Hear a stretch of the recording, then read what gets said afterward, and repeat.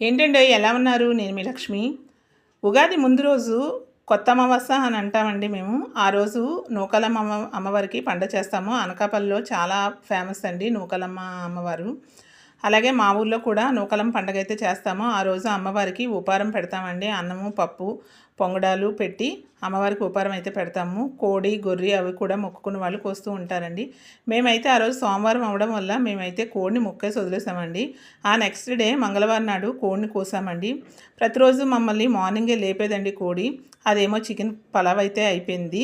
ఏదో వీడియోలో షార్ట్లో చెప్పారండి ఒక కామెడీలో, అదే అయ్యిందండి. ఇంకా ఆ రోజు చికెన్ బిర్యానీ, చేపల పులుసు, చికెన్ కర్రీ, చప్పని గారెలు, తీపి గారెలు కూడా చేశానండి. మరి ఇలా పండగలు వస్తే మీరు కూడా చేస్తారు కదండి. మీరు ఏ వంటలు వండుతారో నాకైతే కామెంట్ చేయండి. దాంతోపాటు వైట్ రైస్ కూడా చేశానండి, కర్డ్ రైస్కి. ఈ వీడియో కనుక నచ్చినట్టయితే లైక్ అండ్ సబ్స్క్రైబ్. బాయ్.